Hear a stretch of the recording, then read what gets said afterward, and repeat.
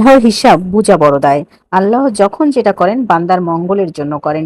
এই কথাটা আমরা জানি কিন্তু আমরা মানি না। কোনো অ্যাক্সিডেন্ট হলে আমরা আফসোস করি আল্লাহ এটা কেন করলেন? আল্লাহ এটা অবশ্যই ভালোর জন্য করছেন। এজন্য আলহামদুলিল্লাহ বলতে হয়। কিন্তু আমরা এটা নিয়ে খুব দুঃখ পাই, খুব মন খারাপ করি। আসলে এটা কখনোই করা উচিত না। বলছিলাম পাশের বাসার সেলিনা ভাবির কথা। সেলিনা ভাবির ২ মেয়ে ১ ছেলে। সংসার ভালোই কাটছিল। ছেলেটা বড়, মেয়ে ২ টা ছোট। হঠাৎ করে ভাবি একদিন কমপ্লেইন করলো, "আমি যতই গ্যাস্ট্রিকের ওষুধ খাই, আমার পেটটা একটু কেমন জানি লাগে।" তো আমি বললাম, "ভাবি ডাক্তার দেখান।" বলল, "এত ছোট সমস্যার জন্য ডাক্তার দেখাবো?" আমি আবারও একদিন আগ বাড়ায় বললাম, "প্লিজ ভাবি ডাক্তারের কাছে যান। ছোট সমস্যা থেকেই বড় কিছু হয়। আপনার কি একটু ভারী, ভারী লাগছে?" পরে উনি এক ডাক্তার কাছে গেল, মানে পরিচিত এলাকার ডাক্তার। ডাক্তার দেখে বলল, "ভাবি আপনি তো গর্ভবতী।" উনি বিশ্বাস করলো না। ডাক্তার রিকোয়েস্ট করে বলল যে, "আপনি একটা আল্ট্রাসাউন্ড করান।" আল্ট্রাসাউন্ড করিয়ে দেখেন উনি ঠিক ৭ মাসের প্রেগনেন্ট তখন। তো কিছুদিন পর উনার ছেলেবাবু হলো।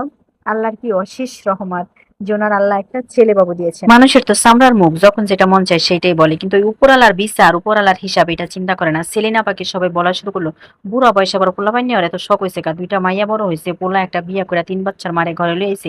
তুমি আবার এটা কি শুরু করলা?" কিন্তু আল্লাহর লীলা খেলা এটা কেন যে মানুষ বুঝে না।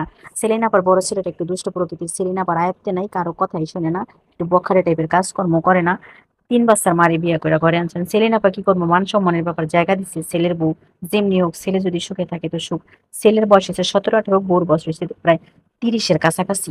এই বেডি যখন দেখলো যে এই সংসারে সুখ শান্তি হইতো না, কারণ পোলা তো ভাদাইম্মা, বেডি চইলা গেল গা। সেলিনা আপার বাচ্চাটা তখন ছোট।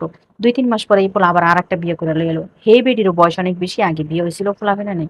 হে বেডি কয়দিন থাইক্কা টুইক্কা হে বেডিও সেলিনা আপার পোলারে ছেড়া দিয়া গেল গা। পরে ছেলে মাতাল হইয়া ঘর থেকেই বাইরে গেল গা। বাইরে যায় শুনছি যে আবার কোথায় বলে বিয়ে করে সংসার করতেছে। ২-৩ বছর সংসার করার পর সেলিনা আপার সংসার আবার ফিরাইলো। সেলিনা আপা এতদিন ওই বড় পোলার শোকে কাঁদতে কাঁদতে তো একদম অসুস্থ হয়ে যাওয়ার মতো অবস্থা। তারপরও ছোট ছেলেটারে বুকে নিয়ে এসে ভালো আছে। দেখেন তো আল্লাহর কি বিচার। এত শখের পোলা পাইন, মানুষের প্রথম সন্তানের জন্য এত শখ থাকে, সেই পোলা পাইন যদি দুষ্ট হয়ে যায় তখন মার অবস্থা কি হয়। তারপর আবার যদি সংসার ছেড়া চইলাও যায় এই অল্প বয়সে, তখন মা কি নিয়ে থাকে। আল্লাহ এই দ্বিতীয় ছেলেটা দিছে তাকে শুধু ভালো থাকার জন্য এবং এটা নিয়ে ব্যস্ত থাকার জন্য। এরপর বছর ৩ পরে ছেলেটা আবার ফিরে আসলো, তখন খুবই ভালো বাপ মার কথা শুনে মার কাছে ফোন করে বলছে যে, "মা আমি আর দুষ্টামি করবো না, আমি এখন তোমাদের বাধ্য হয়ে থাকবো।" ছেলেটা আইসা খুবই ভালো, সবার সাথে ভালো কথাবার্তা বলতো, কাজ করার লেগা কাজ টাজ খুঁজা শহরে গিয়ে একটা চাকরি নিল, সিকিউরিটির চাকরি। ওইখানে থাকে, ওইখানে খায়।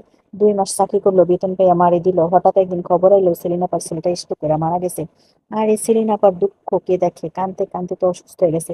কিন্তু দেখেন সেলিনা আপা যতই অসুস্থ হয়, এই ছোট ছেলেটার মুখের দিক তাকাইলে তার কিন্তু আবার বাঁচার সাধ জাগে। শেয়ানা পোলা দুনিয়া ছেড়া চইলা গেছে এই কথা মনে হইলে অনন্ত এই ছোট ছেলেটার মুখের দিক তাকাইয়া সেলিনা আপা সেই শোকটা ভুইলা যায়।